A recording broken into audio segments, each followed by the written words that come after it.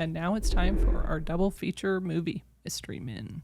Champion City is home to all sorts of costumed crime fighters, but one stands above the rest, Captain Amazing.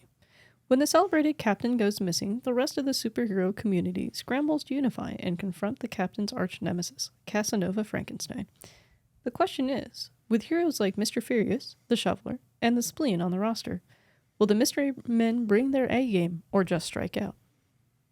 Teresa, I know you were particularly advocating for this movie to be part of our lineup for this program today. Would you care to explain to our cinema community why this was the case? Honestly, I believed that it's a good juxtaposition to Pee-wee's Big Adventure. It shows Paul Rubin is able to be more than just Pee-wee. Movie came out in 1999, so close to 15 years after Pee-wee's Big Adventure. Granted, this movie is a comedy. It's a dark comedy. We'll talk a little bit more about that. But I like the idea, especially, where we are now are Marvel movies come out every, 3 days? DC movies, 5 times a week. I mean, there are so many superhero movies that are, sharp and glossy and just, shiny, shiny, shiny, huge, huge, huge budget. This movie did not have a huge budget. And I appreciated the fact that every superhero, you were talking about the Shoveler and the Bowler, and we'll talk a little bit more about that. So our cinema community understands that if you haven't seen it, to give you a little bit of understanding. But it's a quirky movie. The superheroes in there are not shiny or glossy or flashy. If anything, what were you saying? They're, level C or D superheroes? It's the C team. If even. I mean, we're talking about names that people would know. Ben Stiller is in this movie. And Ben Stiller has an anger problem. He's Mr. Furious, also known as Roy. And that's cracked me up, too, that their first names are there. And all the little superheroes, right, they refer to each other by their first names. It feels more of a community. It's kind of a commentary on a community that one person can succeed above everyone else. But then you have this other layer of the community. It's like, when's our turn? Well, and clearly, it's their turn. Because Captain Amazing, also known as Greg Kinnear, and I loved it, his character was the billionaire lawyer. He's not even like, the successful, he's a billionaire lawyer, which is clearly a spoof off of Bruce Wayne. So Captain Amazing, Greg Kinnear, which, our family appreciates Greg Kinnear. He's been in a lot. And it cracked me up because he comes on the scene and, he's Mr. GQ looking and he's wearing, it looks like a race car driving suit. Oh, with all the sponsors. And he has all the sponsors of all the people that are sponsoring him. It actually becomes a plot point. It does. Which, how many superheroes do you know? And that's the other thing is, it's nobody, you don't want him to know he's this billionaire lawyer, right? He's incognito, but he literally comes out without a mask. He literally is just wearing the suit and his hair. And you look at him, you're like, is that my lawyer? It's just cracking me up. It's like, how stupid is this? But I think it sets the tone of how funny it is. That's the thing I really like about Mystery Men is it's a character-led film first. Yes. Then comedy. It really allows you to follow the character's journey and find the humor in what they're experiencing without it being overbearing. Well, and I think that that's a good point because each character stands on their own, like we were talking about with Pee-wee. Each character stands on their own. William H. Macy is in the movie. I mean, the cast is hilarious, right? He's the Shoveler. And, we were talking about, him and his wife. His wife's like, oh, gosh, are you going to go out again and do this? And he's like, honey, I need to do this. And she's trying to be supportive, but he's a family guy with 2 kids. And he's like, oh, honey, I want to be a superhero. And she's like, well, what do you say when your husband says, I want to go be a superhero? Okay, honey, that's good. Go. Well, and he doesn't have sponsors. He just has a big, giant shovel. That's all he's got going. And the him. Mystery Men, none of them have sponsors. None of them. I mean, they're just, Janine Garofalo is the bowler. I mean, literally, she has a bowling ball. And if you've seen the trailers, there's a skull head in the bowling ball, which is her dad. And, she's over there trying to please her dad. And I'm thinking, that's an interesting, pretty universal dynamic. Want to please your parents, want to make them proud, but I yet really thought you were going to say the bowling ball was the universal dynamic with this. I don't think I'm going to analyze the bowling ball, but I would just say it's just kind of funny because she's grieving her dad. She brings her dad with her. These aren't perfect heroes. These are all heroes that are struggling So with you're things. telling me that people are not walking around with bowling ball? Oh, and now with you're the dad? flipping it on me. Right? A little odd. That's the thing I find endearing about this movie is every one of these heroes has something that they're struggling with. Even the Invisible Boy. Oh, I liked Invisible Boy. He's craving validation from the older superheroes for his abilities. Well, and the fact he's Invisible Boy, which is hilarious. Like you said, it's kind of a little Robin-ish, like Batman and Robin feel. And his insecurities, right? His whole thing is, I can't go invisible if you're staring at me, which is hilarious. Like, I have superpowers, but not if you're looking at me, because that's a little awkward. It's just like, so funny. It's just, I'm sorry, I just get so lost in thought remembering moments from this movie, and just, they're funny. But they're also very touching because these are characters that have emotional arcs, that are trying to become more of themselves and try to figure out, do I have to sacrifice myself to become an A-list superhero? Well, and clearly, based on their superpowers, we would say, I don't think that happened. But, when Captain Amazing goes missing, as you were talking about in our synopsis, once he goes missing, they all band together and say, we need to get him back. They don't know what happened to him. They ultimately find out, brief spoiler, Casanova Frankenstein, who ironically is Jeffrey Rush.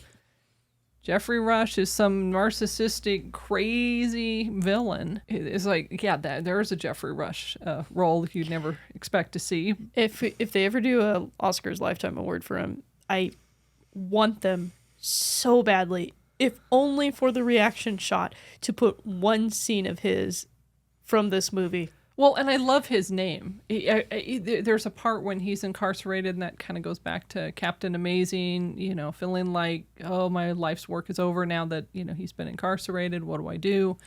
He gives this great speech to the parole board. In typically Jeffrey Rush form, it's like, what a great actor, and the crazy things that he is saying. And they're like, oh, I don't know if we should let him out. I'm like, no, don't let him out. But here comes, Captain Amazing. Hey, let him out. And it's like, okay, crazy superhero guy, this is not going to go well. But he doesn't see that. He just sees it'll give him an opportunity to shine once again and get his sponsors back, which I don't think we're going to do that if we, continue to not have sponsors. Well, we don't have any supervillain enemies, so. Not that we're aware of. But I going back to the cast, Ben Stiller was in it, William H. Macy, we've talked about Jeffrey Rush, Greg Kinnear. All of these actors, in even some of the cameo parts. Oh, talk about the cameo. Okay, okay. Let's see. Yeah, right. Well, let me talk about Paul Rubens first, and then Okay. let's talk about a cameo, because there's the cameo, but then there's the lead person, Frank Azaria. Hank Azaria, yes. Yes. Oh my goodness, and he's like throwing forks, and he's looking for good forks to throw, and we're like, it's a super. Somehow he convinced me that this is a superpower. I think it says something about the screenplay, the actors, and the directing that make you believe this. You know what I mean? You just Back to really, you it's want not to- true. you want to believe this. You want to see this as a universe where these kind of heroes exist. Well, and that's the whole thing is, unless they're, slick and flashy and everybody knows them, where are the B and C list people in our society? I mean, we can really make this quite a commentary that's pretty intelligent versus, oh my gosh, Hank Azaria's throwing forks and there's a shovel guy and, Invisible Boy, which ironically you do see most of the movie. Well, and we're talking about Paul Rubens, and Paul Rubens has a supporting role. He's not the lead, but he doesn't have a lead, but he's the spleen. And do we recall what his superpower is? I believe on TV tropes they've referred to it as fartillery. Fertility. In again, this movie is rated PG-13, crude humor. Really, you don't say. But there's a whole part where he plays it up. He hams it up, but it's not at the expense of the rest of the cast. You're not like, oh, well, I guess this is the Paul Rubens farting movie now. except for when we're talking about it and suddenly become, But there is a comedic value to it. And the ironic thing is, whatever the superpower somebody brings, because you look at that and you go, oh, that's obnoxious. That's ridiculous. And the fact that I'm even laughing says I must have brothers and I lived in a crazy household with my older brother. The fact I'm laughing says I was raised by you and Dad. Yeah, right. The fact that we're laughing, people are like, oh my goodness, you lost me there. But the part that I would take away from that is, even if it's not a superpower that you particularly identify with or think is relevant, you're like, people do faint, so it's obviously powerful. But I would say the part that I appreciate is, no matter what your superpower is, even if the outside world goes, that's ridiculous, or, if that's your talent or your ability, it says something that there's a place for him. So if you can suspend what it is. Keep in mind, all of the superhero community in this movie auditions. Yes. To be in the Mystery Men. So you get to see other people that their powers are even weirder than our main cast. Yeah, and then they're on the outside, so they're kind of like the D list. They're like, oh, maybe not for you this time, but... And there's development in the characters, of relationships outside of one another. Ben Stiller has a love interest, and he over time goes back, and I like the fact that, initially she knows him as Mr. Furious, and he's furious. And then it goes back to, he's just Roy, and he's Roy with her. But I like that when he is himself, she opens up. It's not like, oh, he's a superhero, I really like him. It's just, he's just some average guy to her, and that gets her to open up. I think that's really sweet. Well, and they're all just pretty average guys and gals. Yeah. With the bowling ball of her dad's head. Yeah. That's just... Sorry, that never gets old. I was going to say, that just kind of throws me every time. And I know we had talked about the screenplay is pretty minimal. Definitely allows a lot of room for comedic improvisation. Yeah, it makes you wonder how much was improvised. I would agree with that. I do sort of wonder, if you're, working with all these different actors and actresses, how much. And I forgot to ask you about the cameo. What did you want to say about the cameo? So for those of you who pay attention to all the biggest, baddest, bombastic blockbusters. That's a way to say it. That's a way to say it. Michael Bay actually makes a brief cameo. Yeah, isn't he the frat boy? Yep. Yeah, right. That's a role that I never thought I would associate with Michael Bay. Well, it was great because the only reason I recognized that Michael Bay was, number one, I watch way too many movies. Number two, he was also cameoed in Armageddon. Oh my goodness.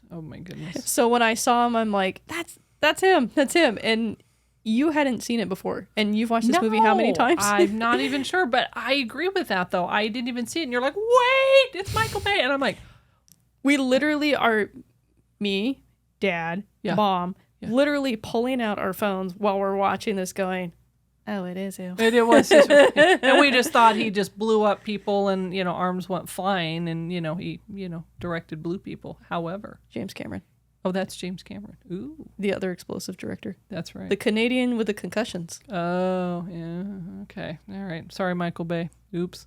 Stick to cameos as frat boys, apparently. One of the other things that I want to spotlight in this movie is the cinematography. It's really beautiful. Stephen H. Braun really does a good job of positioning characters, letting the set have room to breathe, but also creating space for the characters to exist in the environment. And it's just nice to look at. No, and I appreciated that because when we were watching it, you were pointing out different pieces. You're like, look over there, the space there. Look at how they've done that with the different colors. And, I appreciated that a lot because like you said, I've seen this movie multiple times, but I'll be honest, I hadn't thought of that before. It's very clear this is homaging Joel Schumacher style Batman movies, but it's also its own thing. And we were talking about even the director. The director used to direct commercials, and this was his only full-length feature movie, apparently. He swore off It's a everything. Sky Captain situation. It was. He did it, and he's like, oh, I'm not doing that. I'm going back to commercials. And he's actually an award-winning commercial director, if you will, right? Nissan, Volvo. He's done Taco Bell commercials. I don't know, sure if he's won awards for Taco Bell, but he has for the other. And the screenwriter, never seen him again either. It's a total Mystery Men moment. It is. It's just like people show up for this movie and then it's like a poof, gone. And this movie did not make money, to be clear. This is not blockbuster movie. We're encouraging our cinema community to see this. This movie made nothing. It was what, 68 million to make, and it made 33.5 million. Oof. Yeah, no money. You know what surprised me though? Every time I watch this, I always forget this happens. There's a certain song from Smash Mouth that actually plays. Yes. And this played way before Shrek, which is this movie that most people associate this with. I was surprised that they got them for the soundtrack. Well, and that's the thing. There are so many good actors and actresses. This movie actually received pretty positive critical reviews from other, critics. Didn't do well at the box office. I'm still trying to figure out why that is, because the 90s were all about alternative programming, especially in the comic book space. I mean, you have companies like Image Comics, Dark Horse Comics. Well, and Dark coming Horse to the table. is part of this, right? Yeah, Dark Horse Productions. Correct. They were part of this. Even Top Cow. Top Cow is like, during this time period, just ballooning. Which is hilarious. So obviously something happened there that this movie did not. I'm laughing as soon as we talk about the spleen and somebody throwing forks. I'm sure people were like, and you wonder why I didn't make money. But I would say there is a part of it where I don't know if it was the time. I guess I agree with you. During the 90s, that would have been a time that it seems like it would have. And it was before all the DC and the Marvel onslaught.